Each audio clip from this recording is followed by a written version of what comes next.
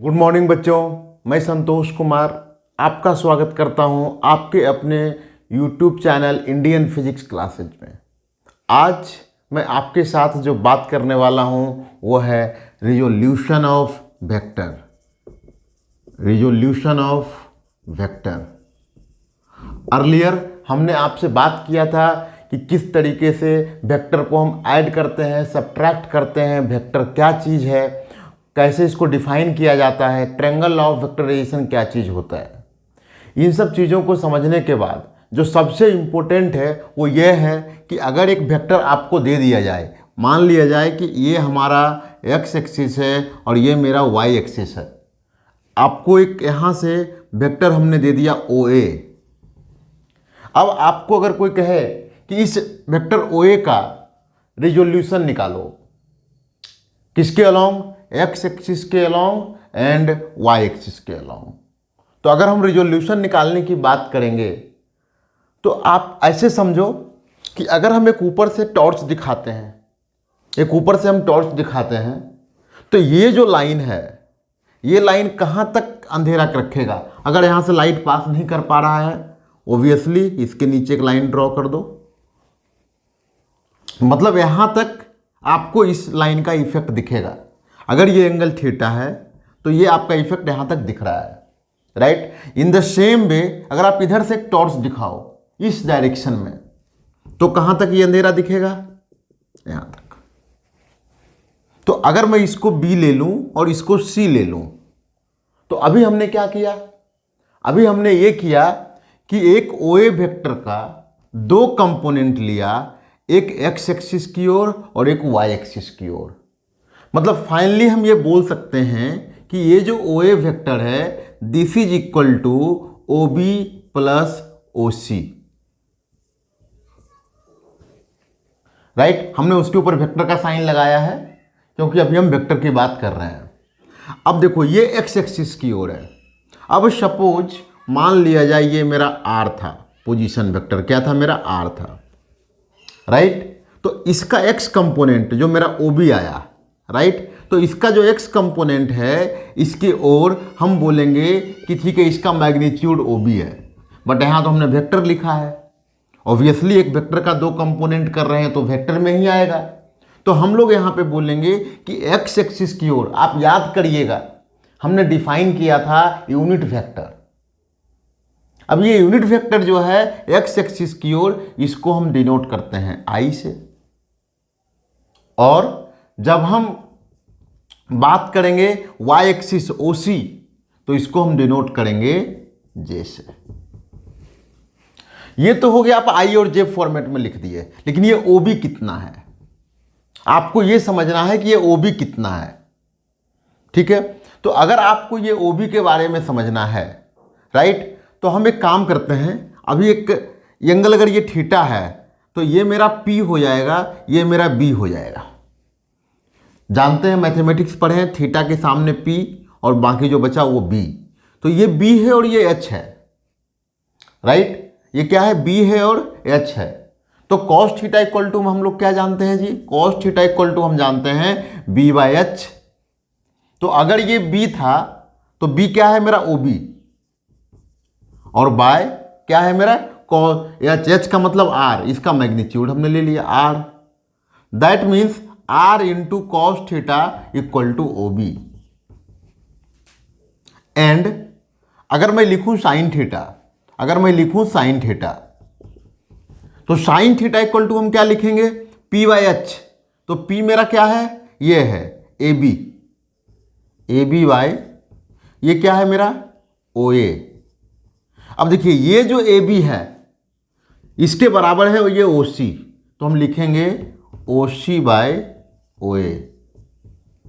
इसका मतलब क्या हो गया? इसका मतलब हो गया कि ये जो मेरा OC है ये मेरा Y कंपोनेंट है। ये क्या है? मेरा Y कंपोनेंट है OC, और OA क्या है? अगेन इसका मैग्नीट्यूड R। यानी हम क्या लिख सकते हैं? R sine theta equal to OC। अब देखिए हमने यहां पे क्या लिखा था? OBI plus OCJ। तो अब हम लिख सकते हैं R equal to OB i plus O C j. इसका मतलब क्या है, ओ बी का मतलब मेरा आ गया आर कॉस थीटा, मतलब R cos theta i plus O C का मतलब है आर साइन थीटा जे।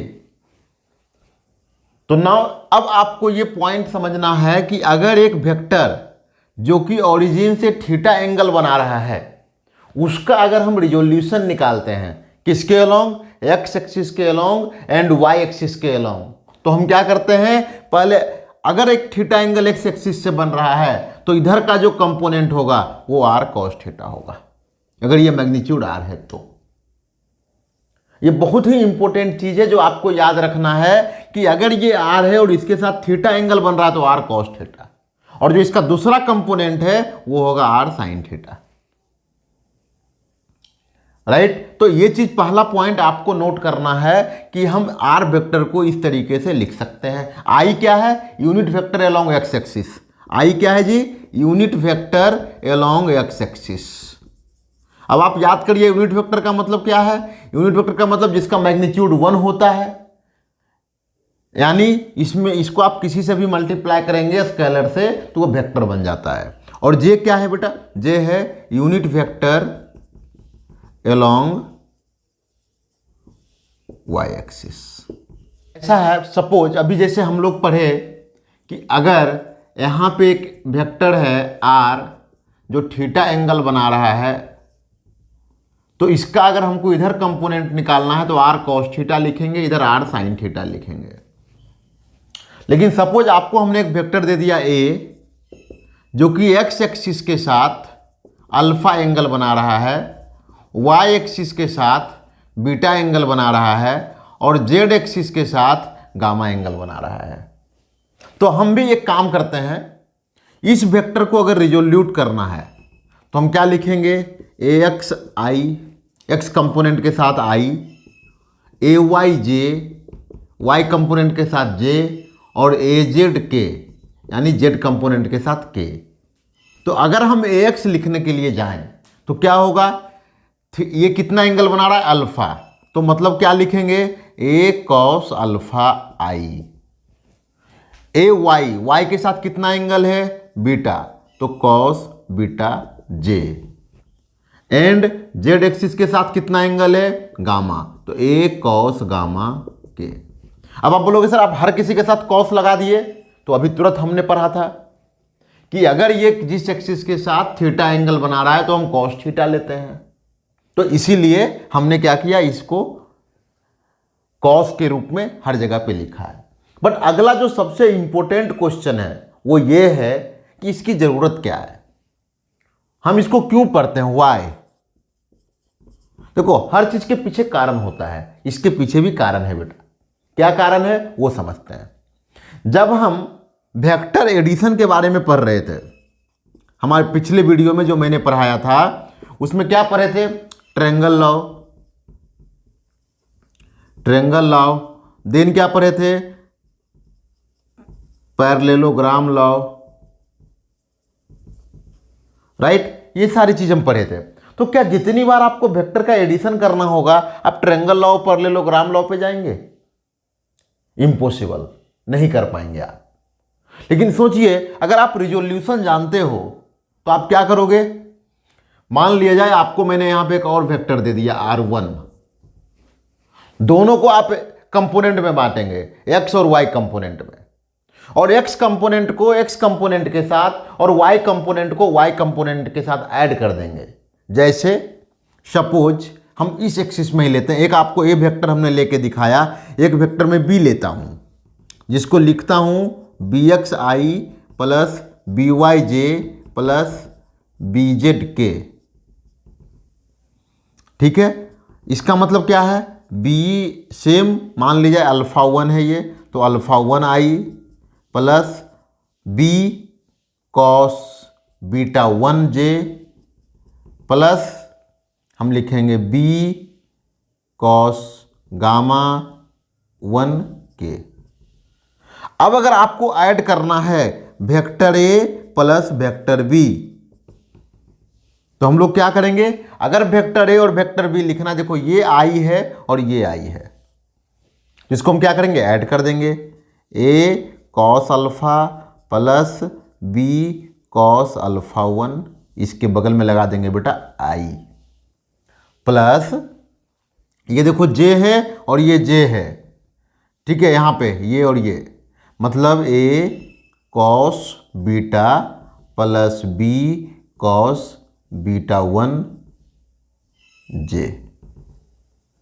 इसके साथ क्या करेंगे, प्लस ये देखो के है और ये देखो के है, इसका मतलब A cos gamma plus B cos gamma 1 के साथ क्या करेंगे, के लगा देंगे। तो आपका जो प्रोसेस था वेक्टर एडिशन का, ये आपके लिए देखिए कितना आसान हो गया। सब्ट्रैक्शन करना है तो माइनस कर देंगे, यहाँ पे क्या करेंगे, माइनस लगा देंगे। तो इसी, अगर इसको हम प्लस माइनस कर दूं तो यहाँ पे माइनस कर देता हूं। दैट मीन्स आपका रिजोल्यूशन ऑफ वेक्टर, मतलब रिजोल्यूट कर देने के बाद आपका एडिशन और सब्ट्रैक्शन, यही नहीं मल्टीप्लिकेशन और एडिशन भी आपके लिए आसान हो जाता है। सॉरी, मल्टीप्लिकेशन एंड डिवीजन भी आपके लिए आसान हो जाता है। उसको अभी हम समझेंगे अगले कुछ स्टेप में। इसके पहले एक दो न्यूमेरिकल से समझ लेते हैं रिजोल्यूशन पे किस तरह का क्वेश्चन आता है। मान लिया जाए कि आपको एक न्यूमेरिकल कोई दे दिया है, एक वेक्टर है जिसका मैग्नीट्यूड है 5 यूनिट, और वो एंगल जो बना रहा है वो बना रहा है यहां से 30 डिग्री, ठीक है। आपको बोलता है एक्स कंपोनेंट निकालिए, क्या निकालिए, इसका एक्स कंपोनेंट, और बोलता है कि वाई कंपोनेंट निकालिए। तो आप क्या करोगे, राइट। चलिए आगे बढ़ते हैं थोड़ा। अब देखो बच्चों, जैसा कि अभी हमने बात किया है, अगर रिजोल्यूशन ऑफ वेक्टर से कोई भी सवाल आपको पूछा जाता है तो आपका पहला काम है इस मैग्नीट्यूड को चेक करना और इस एंगल को चेक करना, ठीक है। हमारे पास वेक्टर का लेट वेक्टर को मैंने आर मान लिया है, ये कितना है, इसका मैग्नीट्यूड है 5 और थीटा कितना है बेटा 30 डिग्री। अब आपको देखना है कि इधर से हमने टॉर्च जलाया तो इधर एक कंपोनेंट आया, जितना दूर अंधेरा था जितना दूर इसका इफेक्ट था, कितना एंगल है बेटा थीटा, इसी के साथ है ना। हाँ, तो हम क्या करेंगे, लिखेंगे ओ ए, एक्स कंपोनेंट का मैग्नीट्यूड ही पूछ रहा है मुझे, एक्स कंपोनेंट तो हमने बता दिया, ओ ए इक्वल टू 5 कॉस 30। क्यों, हम पढ़े हैं इधर से थीटा एंगल बन रहा है तो हम कॉस लगाएंगे बेटा।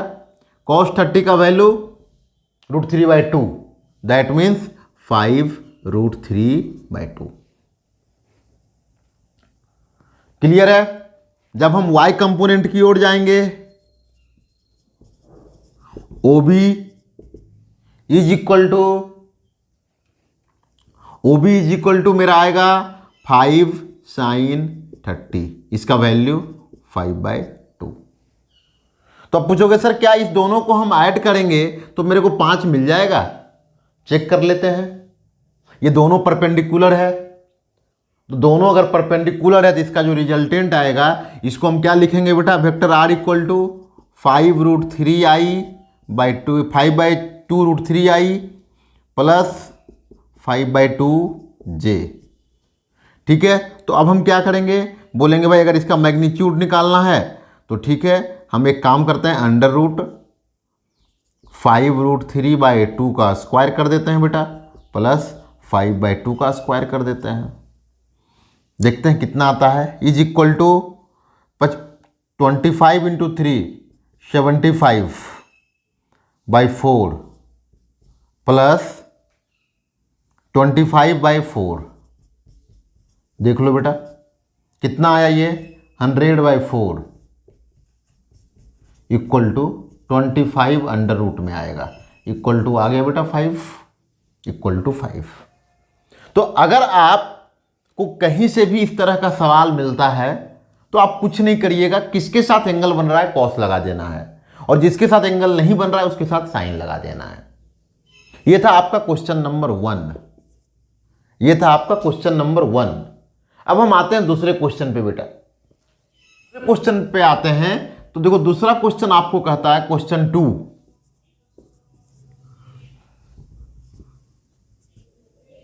ये भी 5 यूनिट है बेटा, और ये जो एंगल बना रहा है यहाँ से 30 बना रहा है बेटा, 30 डिग्री।